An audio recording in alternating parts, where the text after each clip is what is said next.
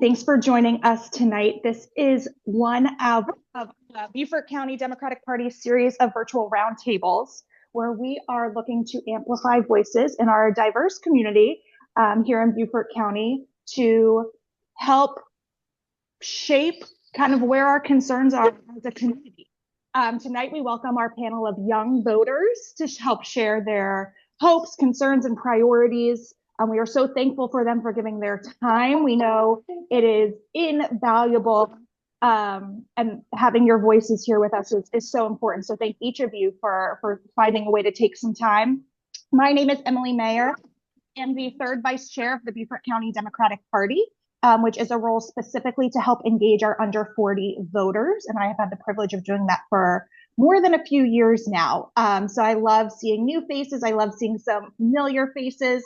I'm also a mom to three, and one is a brand new newborn. So I am familiar with the chaos that is life, and appreciate all of you again for taking the time. This recording is going to help us as a party, help our candidates, help folks understand what we feel the need of the young community, young voter community is right now. South Carolina and specifically Beaufort County plays a significant role in our national politics these days. We are an early primary state, and because of that, 2028 presidential hopefuls are already visiting. We have national media already paying attention, coming, talking with voters. So again, this is just a great way for folks who are interested in running either in 2026 or 2028 to get a sense of what our voters are needing. And Beaufort County voters specifically play a crucial role in Congressional District 1, currently held by Nancy Mace, but we know that it's super flippable. We know that we have some great candidates.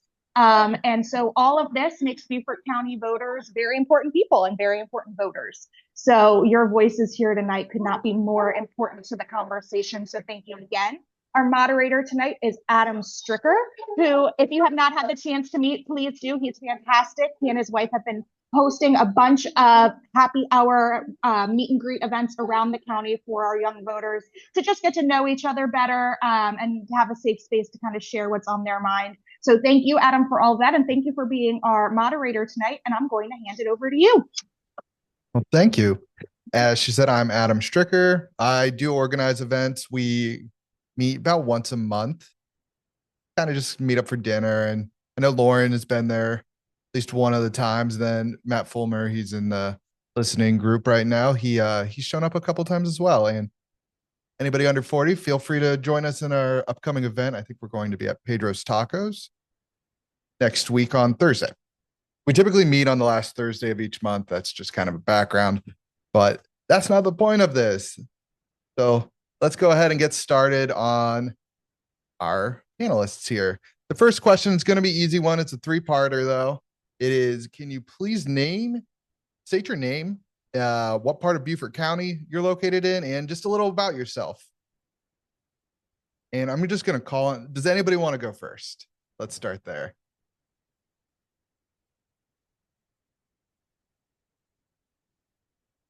Billy, will you please go first? I feel a little picked on. You're just first in Yeah. my lineup.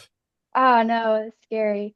Oh, hi guys. My name is Millie Bennett. I am a resident of Beaufort County, but I am currently in Charleston right now because I go to College of Charleston.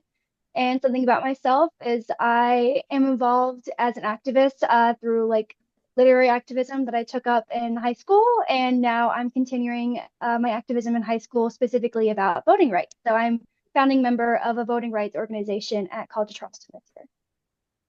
Very nice and exciting. So exciting. Yeah. How about you, Lauren? Let's have you go next. Hi there, my name's Lauren.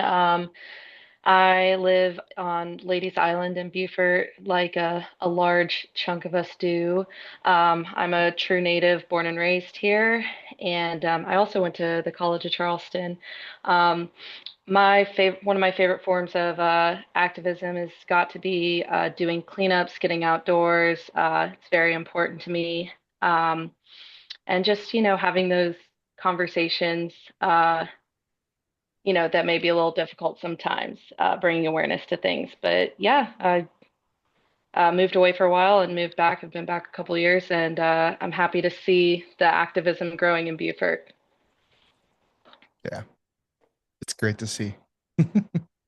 Let's go with Louise next. Hello, everybody. My name is Luis Solares. I'm 28. I'm not born in Bluffton, but I was raised pretty much the majority of my childhood. Played soccer at the rec center, attended the Bluffton Elementary, middle, and high school.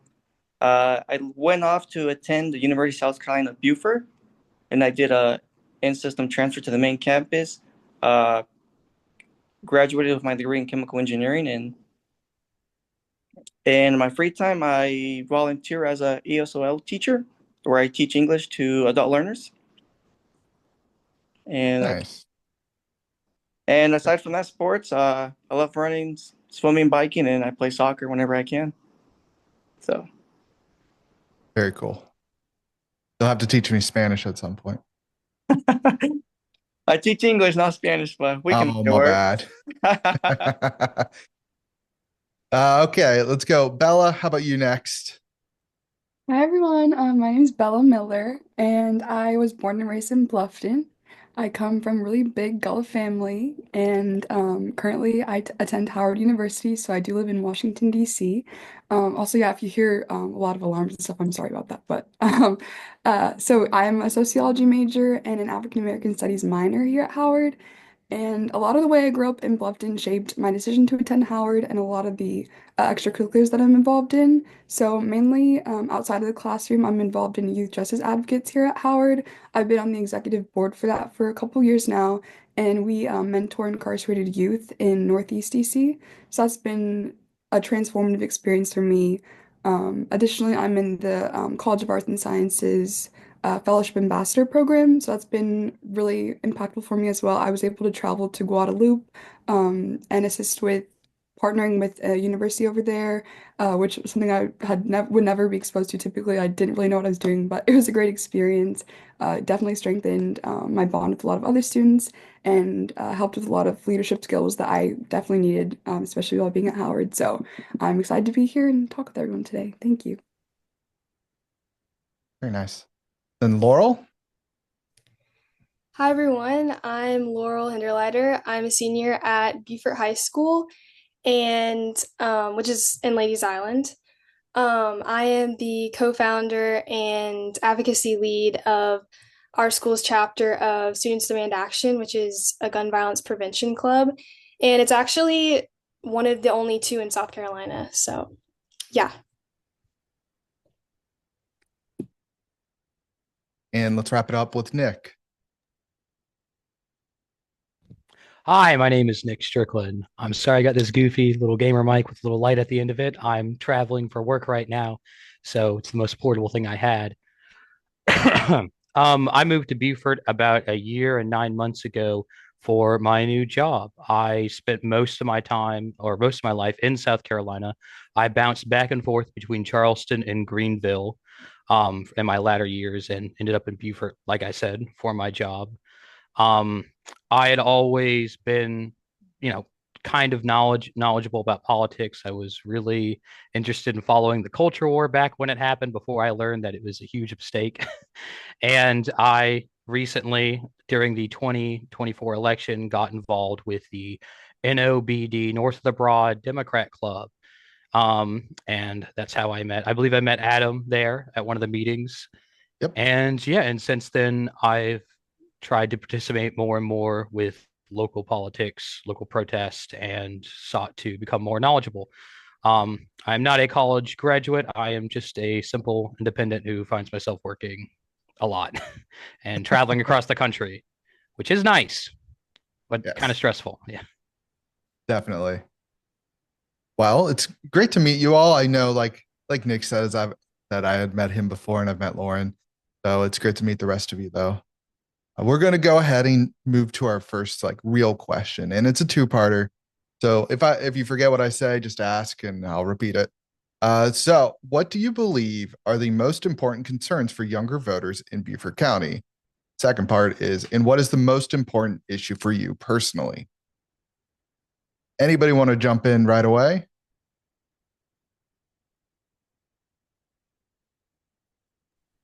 All right, let's go with Bella. I'm gonna keep the order random. It's more Okay. fun for me. Okay. I would say that primarily reproductive health care is something that a lot of my friends and I are concerned about around Beaufort County. So currently, a lot of restrictions have impacted a lot of women that I know already. With the abortion being banned around 6 weeks typically, a lot of women don't even know that they're pregnant at that time. I know multiple women who've had to travel to other states to receive reproductive health care. And I know that exceptions are typically only made in cases of assault. So, meaning again, a man has to like violate a woman's body for her to have the right to choose what's best for her, which in and of itself is very problematic. But that's a significant concern, and again, something that's already impacting a lot of women. It's very scary. And I think it's something that since I've been up here in DC, a lot of women that I know who are in states that are more lenient when it comes to reproductive health care, it's something that's not a concern of theirs. They feel oftentimes that they have options, they have access. And I also have seen the socioeconomic impact that it's had. So obviously we know women who do not have, the money to go travel across state lines to receive reproductive health care, they do not have as much access, they do not have the options. We know Black and brown women are impacted more significantly. So I think it's something that is across the board impacting women and childbearing people significantly, and it's very scary, I'd say. And a lot of Definitely. a lot of women in our area are concerned about it, and I don't think it receives um, as much publicity in the sense that I think this is obviously a very touchy subject for a lot of people, and because of that, we don't often have the space to have that conversation a lot of times. Yeah. Very nice. Thank you for sharing. Like my wife is very adamant about that as well. So it's great to hear others speak on it. All right, let's for the next person, we're gonna go with Louise. Okay. So could you repeat the question one more time, please? Of course.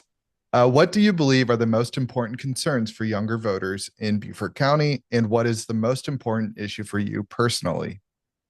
So some of the common ones that I've heard from my friends were about economic stability, some social injustices, spreading of false information, affordable health care, um, policies relating to gun violence. But the one I take most personally will be immigration policies. The most recent will be the 278G task force, which is the of the three forces. This is the most aggressive one. Um, what this will usually just end up leading to is just it's the lack of trust from the community towards the officers, and it just creates this fear that me coming from to a family of immigrants, I have to see family members not wanting to attend social events. Some of them don't want to leave a house. I have a buddy who was playing soccer, and his team dropped the league simply because they were afraid to go out in public. And on a personal level, my father was actually deported. And so when I was younger, and I just come home one day, and no one could ever give me a definite reason why they took him, when all I've ever saw him do was work, work, work. And he never smoked, never believed in guns in the house. And he promoted a peaceful environment for me to just always think about that. And never, I could never connect the dots when I was younger. And Yeah, over the years, this was just hindered my professional growth, my social development, my overall well-being, and it just created barriers on my education. What college-wise, I didn't think I ever go to college. Was should have been a 4-year degree, ended up taking me 7. I had to work full time because I was, I guess, traumatized by the event. In school, I wasn't as performing well, and so now my grades were dropping, and the possibility of even trying to acquire a scholarship just made it 10 times harder. definitely. And so a big one would just be, for me, was just providing immigration policies that are reasonable, if not just eliminating, for example, the 278G in the Beaufort County. Yeah. appreciate you sharing that with us. Of course. All right. Anybody want to follow that one? We'll have, let's have Laurel go. Okay, thank you everyone for sharing like some personal stories so far. Yeah. But sorry, my like probably what I'm gonna say is not like super long, and it's also probably gonna all my answers are Fine. probably gonna be about like gun violence and stuff. But what I think is like really important to voters is, or young voters, is ensuring that schools are safe and like not just like high schools, but also like colleges and stuff, especially like USCB and like College of Charleston and um, just other schools like SCAD and stuff. But also of course high schools. As you know, me and my peers are like getting to voting age, so we're definitely trying to like spread the message and stuff about that, and also more like access to healthcare resources. Like at my school, we really don't like. I guess we kind of have like a um, psychologist, but like we really don't have any mental health resources, which can definitely like not just impact gun violence, but like a lot of other issues. So that's definitely something that I think we need to work on like inside our schools. And Yeah. then like the most um I guess important thing to me is obviously some of the things that I already said that are important to like other young voters, but is also like um realizing that gun violence is not just like a one partisan issue. Like it should be like it doesn't just impact certain people's of certain ideologies or whatever. It's like everybody, and I think that we really need to approach um that issue better in sort of a nonpartisan viewpoint, I guess. Definitely. All right, let's go to Millie.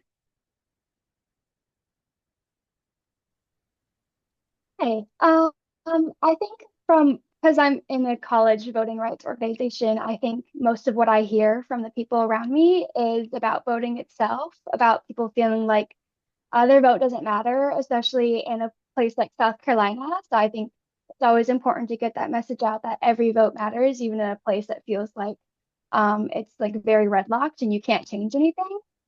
So I see that a lot, and also just kind of like with students feeling like their votes don't matter for like elections, they feel like their voices don't matter also for like how the future is going to look like. So mostly I see a lot of worry about things like future childcare and the housing market and education, and even like with all the DEI things that have been happening, like education being taken away at school. So I see just a lot of people being like worried about their futures mostly.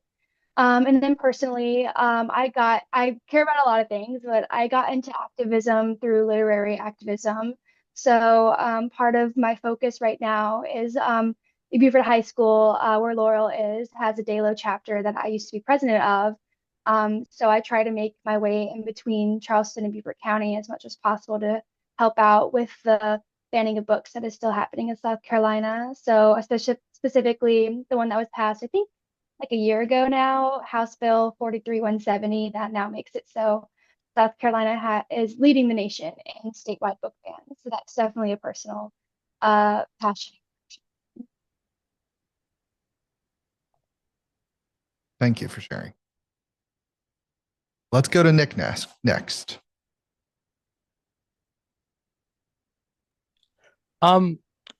Did you want, I guess it's kind of been both ways, but did you want more of why I got interested into politics at like a Beaufort County level or national or just everything in between? Well, let's start with like what do you think is most important for just like young voters in Beaufort County? Well, And then you can talk, then we'll let you speak on like what is most important for you personally.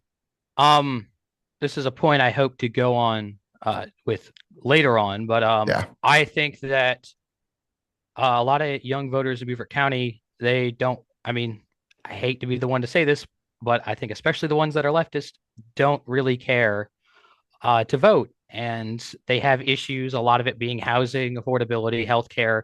But I don't think these issues are thought about or cared enough to motivate people to get out and volunteer or vote or be politically active. And it's a hard thing to say, but if I had to take a pick of what would motivate them to come out to the polls or would bring them about to engage more with the political process, I would say it would have to be housing.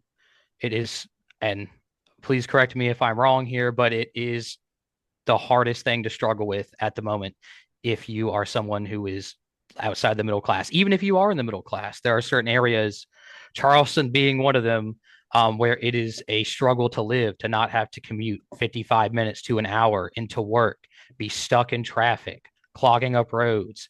And that plus, I think the increase in utility costs, more and more of college kids are graduating and watching as their first job or their part-time job is just completely it's swallowed up in these bills, and it is really sad. On a personal note, I had to rely on short-term rentals when I moved to Beaufort when I first started my job.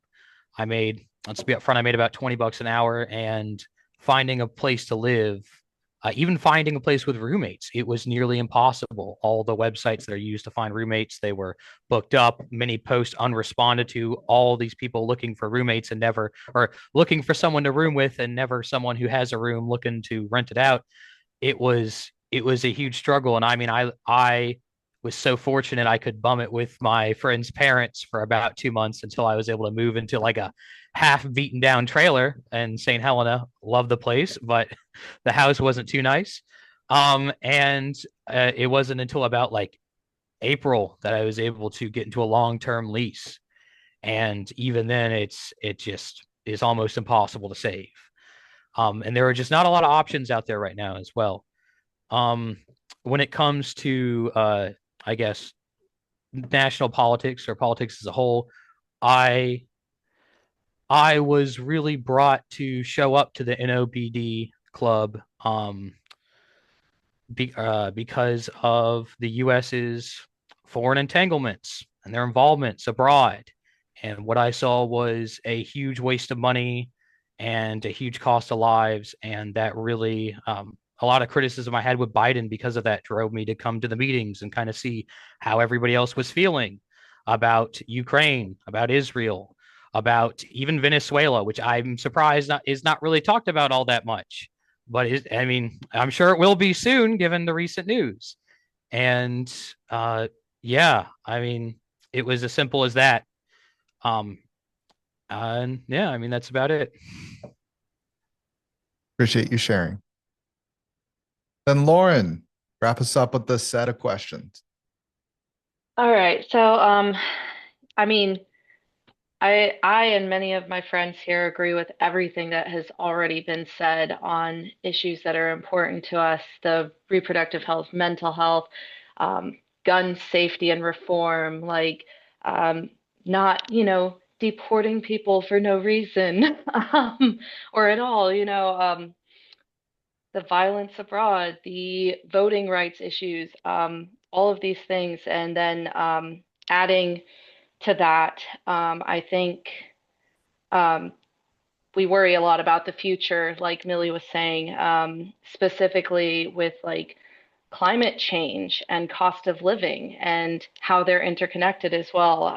I studied marine biology and geology at the College of Charleston, and so a lot of my friends, we are all very concerned about climate change, and Beaufort is a place that is going to be extreme and is already extremely affected by it. If you don't do something about climate change, there's not really a future to worry about everything else in. And I think a lot of us are very tired of seeing climate change uh, not handled or handled poorly in favor of capitalism and financial growth, because you can't have that if your species is not alive, or, like, um, and then with the cost of living, me personally, I'm extremely fortunate that I have parents that I can live with, because I also have been affected by that. I make even less than Nick was making when you said, and it's next to impossible to find somewhere here to live on that wage. Um, so that is something extremely personal to me is the cost of living. I love working in outdoor recreation, and I was a park ranger for 4 years um, in the state of South Carolina, and then also out in Nevada out west. And people don't want to pay us a livable wage, but they love us when they come to the parks. And I have had a lot of trouble being able to get back into that field because of cost of living and not being able to accept a poverty wage, to be quite frank. So, um, yeah, I'd say that's my answer to those questions. Thank you. And thank you all for sharing with us and sharing with everybody in the audience. We are going to move on to our next question, and it is, what qualities do you want to see in a candidate and or elected representative? Anybody want to kickstart that one? Nick, floor is yours. Okay. It would have to be integrity. And what I mean, integrity can be kind of broad. So it really means being able to stick by your convictions, being able to speak on something that is controversial or considered controversial, and not allowing polls or, uh, you know, I wouldn't say public opinion, but what people tell you public opinion is, not being swayed by money or interest.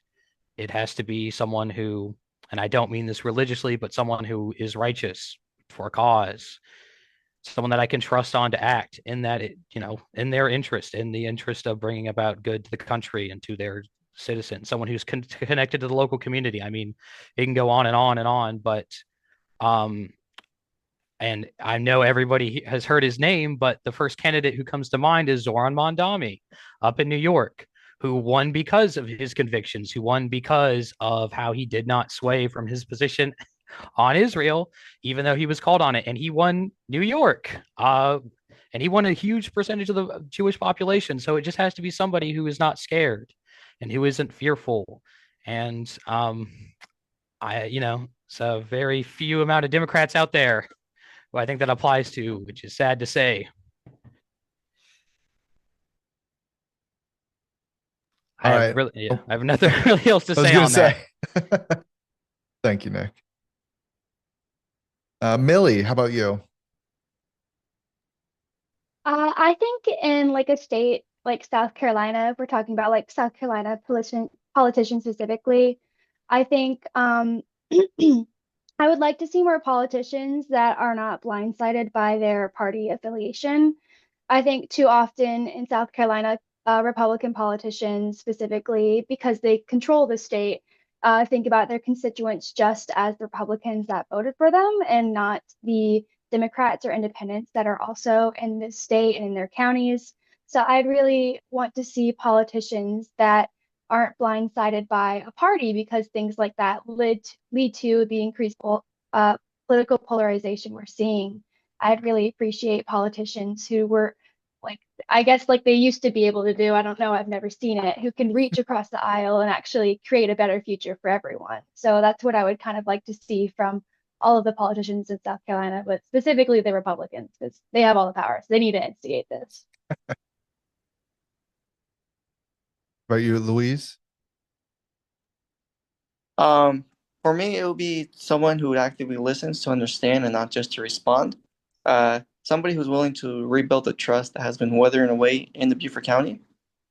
I know a lot of people who I've had try to have this conversation with, and they're just not with it at all anymore. They don't want to listen to the politicians anymore.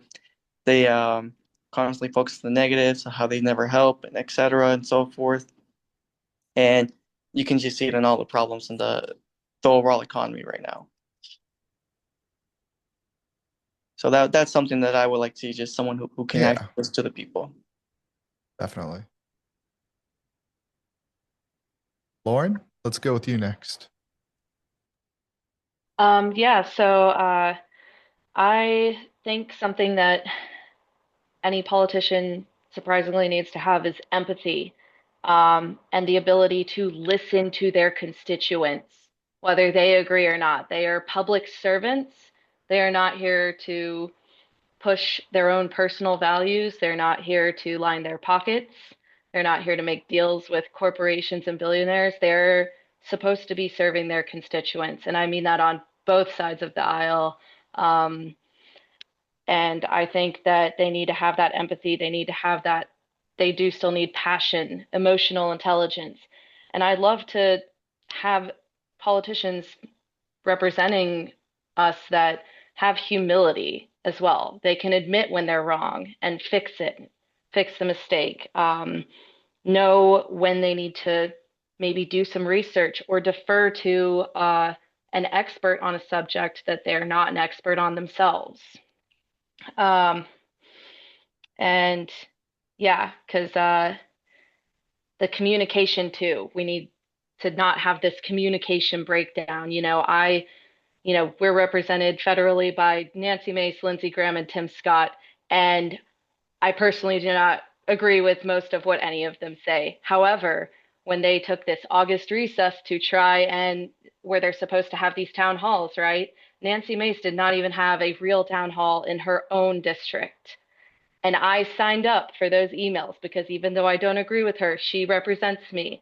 And I wanted the chance to speak my voice. And I did not get that as her constituent. And neither did so many people here in the Beaufort area. So I really think that having that connection, that communication, and the chance to be heard from any politician representing us is extremely important and lacking right now.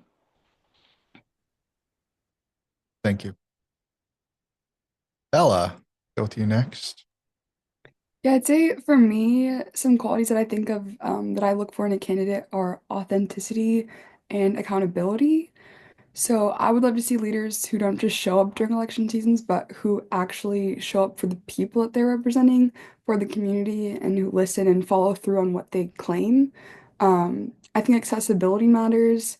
I think the line that constantly comes to me is not about us without us. So it's one thing to have a representative who may not exactly accurately represent the demographic at which they represent, but it's another thing to not reflect that demographic and then not consult communities of people that you largely represent. And especially here in Beaufort County in South Carolina, I think so oftentimes like people think that we are primarily white state. And that's something that I grew up not really understanding because, I'm Gullah. I grew up around plenty of other Black people. That's just, what I've always known. But unfortunately, I don't think it's a lack of people. I think it's a lack of representation. So I would value candidates who understand the importance of protecting culture, of preserving land, and making sure that growth of the area doesn't come at the expense of the people who have been here for generations and who have contributed significantly to the aesthetics of the area, for one, and two, the financial and economic advancements of the area, which is something that I do not think we are having enough conversations about.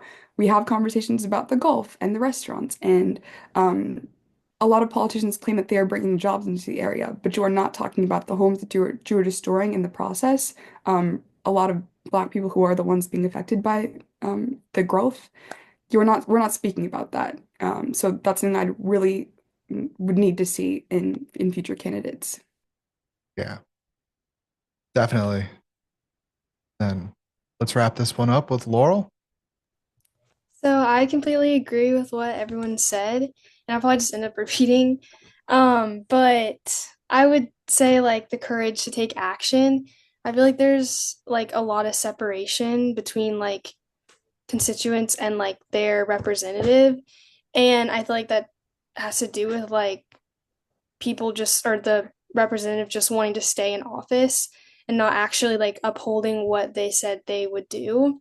So obviously like that's something that we need. And then also the willingness to listen to young voters because obviously they're going to be voting for a long time.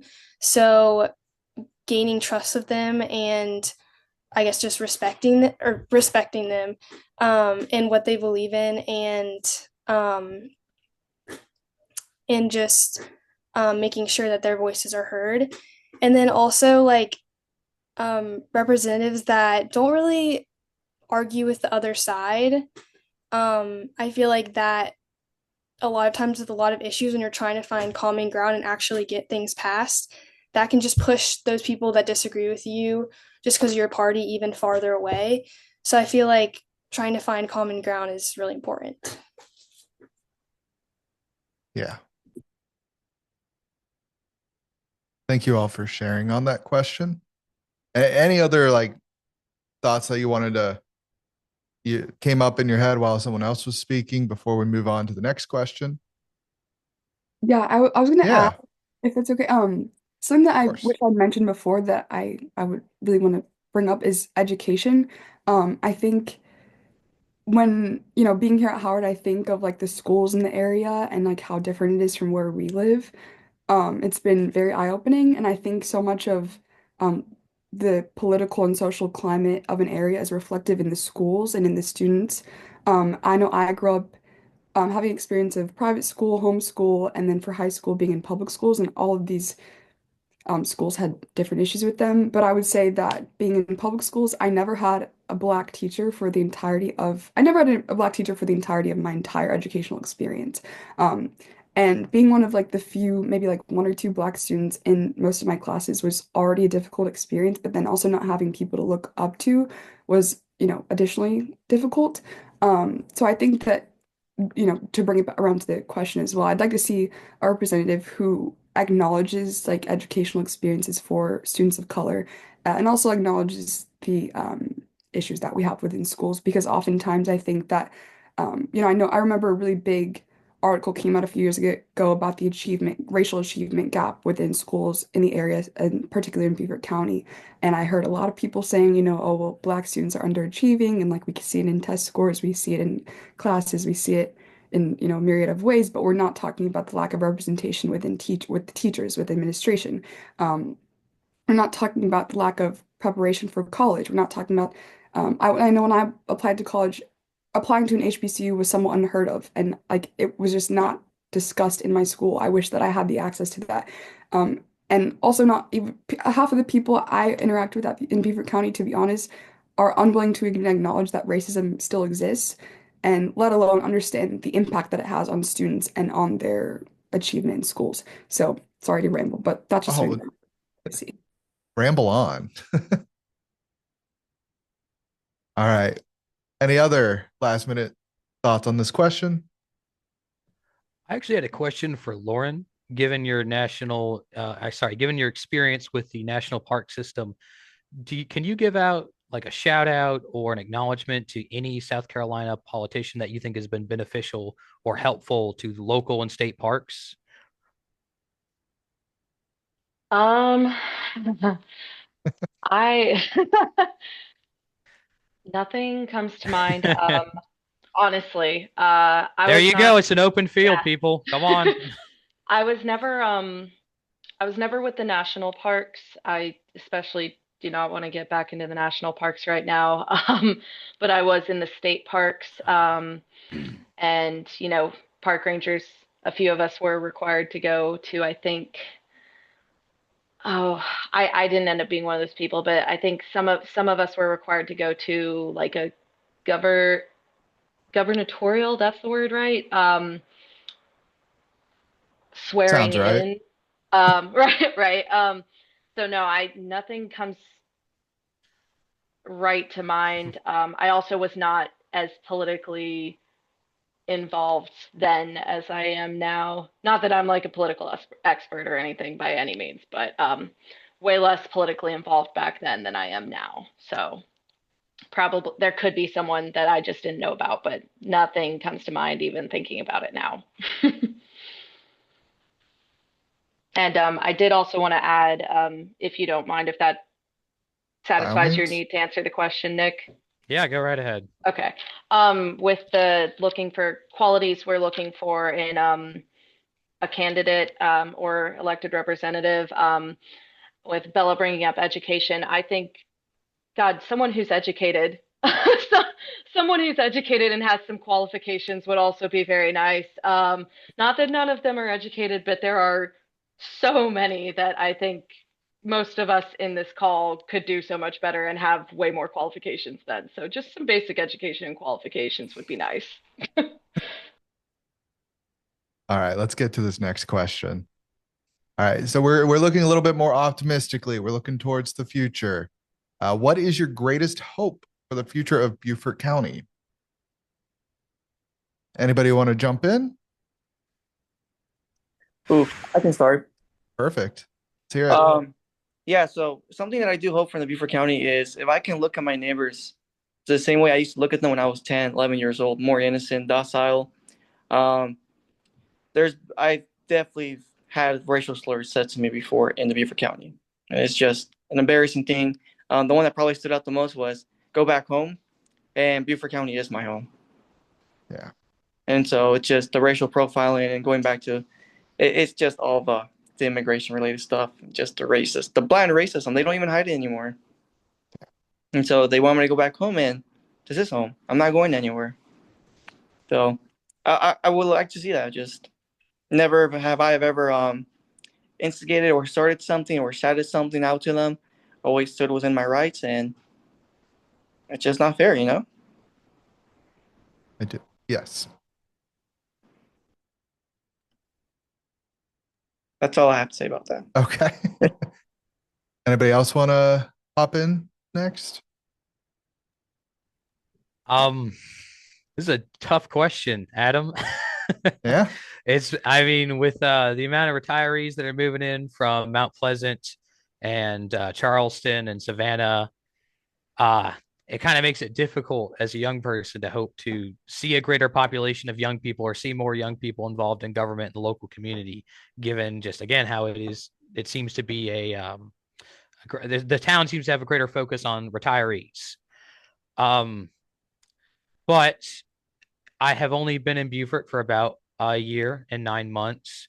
And I have in that time, I have seen many different festivals, the Dragon Boat, the Water Festival. I actually ran into the mayor at the Water Festival and Lipschitz, I can't pronounce his name, but I ran into our city councilman who won, and I got to speak with both of them, especially about a lot of their historical preservation and and the mayor's focus on history. I met Josh Scalante at the North of the Broad Democrats Club, and I tried to volunteer for his campaign, but it's too late, and the events got canceled. But that the fact that it is a small town, the fact that there are so many opportunities for young people to meet the mayor, city council member, to be able to have a voice because of its small population. I think that actually brings me a great deal of hope because that's not something that you really see in Greenville or in Charleston. And I I will say that just having that much accessibility to politics in such a small town like Beaufort, I think really provides me with some hope. I'm not sure how it'll turn out, but it just seemed to be a hopeful thing I noticed. Definitely. All right, Bella, I think I saw you come off mute. Yeah, I was gonna say I'm gonna pivot in a more positive direction, but just to expand somewhat relate on what Luis said, I think you're making a great point. Like we want to be positive, but the first step in what I view as being hopeful is acknowledgement. So I think that, acknowledging that we have experience that have not always been positive in Beaufort Yeah. County is important. I also grew up experiencing racism. I know when after George Floyd's murder, it was in the middle of a lot of students being virtual. I was one of them in school, and I remember my parents who were on here saying, "I'm really glad that you're not in school because of the number of threats that I was receiving for just speaking my mind on social media about the injustices that I was seeing." And I wasn't being inflammatory. I wasn't being aggressive or hostile. I was simply like sharing my feelings. And it was really scary. But in a more positive light, I know just recently, I think maybe a year ago when I was at home visiting, a girl who I had gotten into a somewhat heated debate with online about George Floyd's murder. She came up to me. This was like 4 or 5 years after, this debate. She came up to me and I was with my dad and she said, "I just want to thank you because that conversation really opened my eyes and like everything you said really like resonated with me eventually and I've really done more research and broadened my perspective." And I remember I couldn't believe, that she was saying this because when I first saw her, I was kind of like jarred and, brought up a lot. But, that was really nice to hear. And I just hope Beaufort County is a place where um, experiences like this are validated and where opportunity is available to everyone. Um, and that includes through quality education, healthcare, affordable housing, issues that we've all brought up. And I hope that our community continues to grow without losing its core, without losing its soul, and that people who see a future here aren't sacrificing aspects of their identity and their culture for the sake of optics or, for the sake of aesthetics and, things that Beaufort County loves to celebrate. So I am hopeful, but I think acknowledgement is important. Definitely. And I'm sure it's nice to see like somebody come back and be like, you changed my mind. Thank you. All right. Lauren, let's go with you next. All right, so my my hope for the future of Beaufort County, I think um, Nick, Louise, and Bella have all touched on it, is just more community overall. It's people always talk about Southern hospitality and how nice everyone is, right? Let's like make that reality instead of just this like caricature of the South, you know. Um, I and touching on what Bella said again about growth, but you know, at the expense of our local and native people. I hope that we can kind of shift that growth and focus less on like tourism and profit and more on like sustainability, art, because we're right at the ocean, our vulnerable populations, our homeless, our LGBTQ population, our youth, and then our young people in general. Like Nick said, it's very hard to find young people here, and everything does seem to be very focused on the elderly people who live here, which is fine, but there's enough to do both, bring the community together. And like, that growth, I think, is still possible, but it just needs to be shifted a little bit. We need to stop trying to bring so many people in here and focus on who we've got here and their quality of life, caring for the land, the water, the people, and the quality of life here for everyone, not just the people who hold the systemic power that is being denied to us young people. Yeah, that's my hope. Laurel? Sure. So, I would just say more civic engagement from younger people, which obviously this kind of goes along with what everyone else has already said, but um, I really think that, and this is just my opinion, but registering to vote should be like mandatory in high school.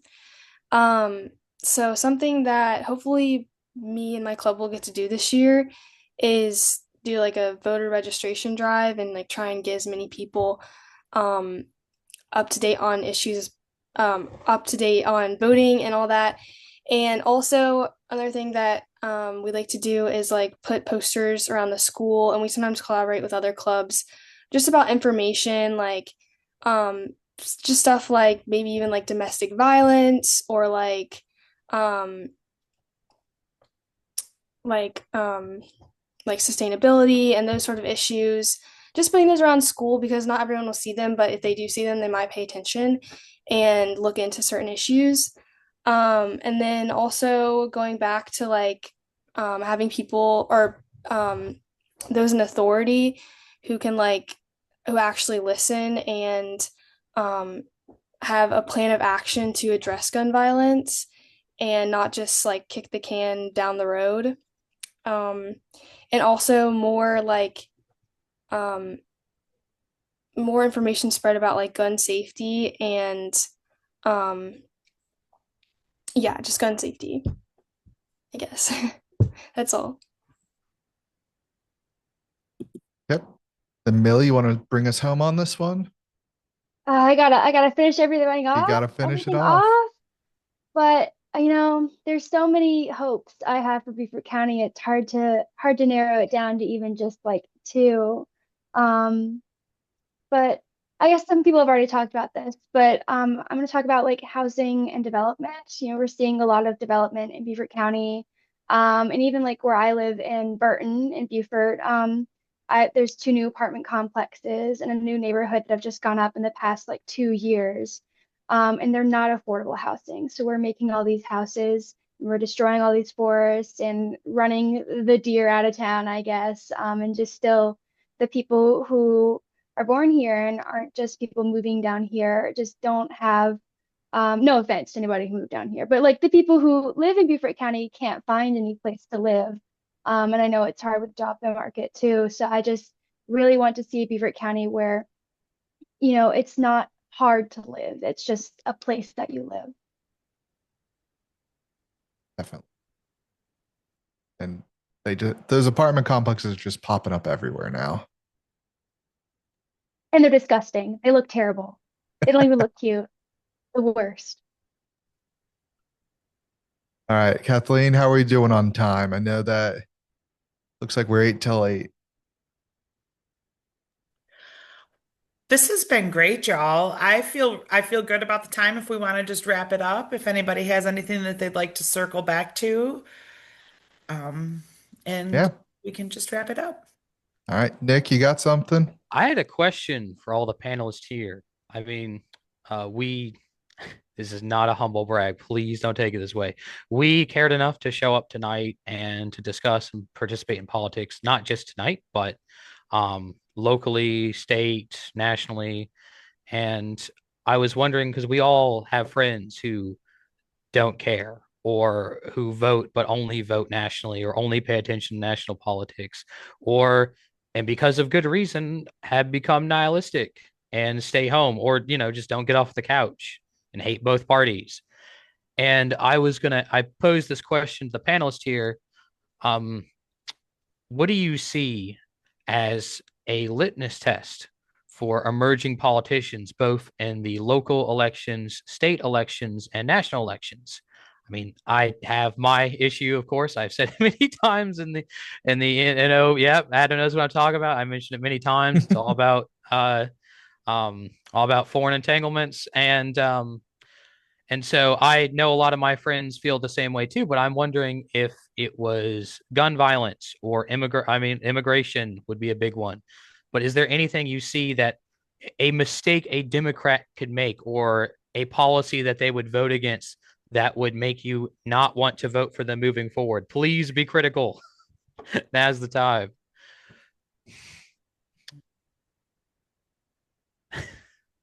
Millie, what do you think? I see you run the panel now. Yeah, I my have job's a apparently He done. winked at me, he texted me. Yeah, I mean, my activism more focuses in community engagement. So kind of like the ins and outs of that kind of stuff. I'm not going to have a super distinguished answer. But I think something that I really want politicians to stop doing is acting like they care. When I was in Dalo, Nancy Mace sent us a letter talking about how wonderful all of the stuff Dalo was doing was. And then, she's on Twitter X or whatever yelling about trans people and librarians are pedophiles. So I would really, I mean, Democrats in the state don't really do that. They can get weird too, but they're not usually quite like that. Um, but I guess I would like politicians to stop being insane. There's absolutely no reason for anyone to be acting like that. If I screamed that stuff in a store, I would get kicked out. Let's not act like, I want politicians to act like their voice is important and not like they just get to be the loudest people in the room because they're politicians. I guess it's the answer. I don't know if that's helpful at all. Yeah, Nick, I am going to have to cut that short. We got to wrap up for the evening. I understand. All right. Well, I do want to thank everybody, Millie, Lauren, Louise, Bella, Laurel, Nick, and all of our audience. Thank you for showing up, listening, speaking. Kathleen told me that these will all be on YouTube. Links should be provided in chat here shortly. But yes, so thank you all for joining and appreciate you coming out and speaking tonight. Thank you. You. Thank you. Thank you so much. You.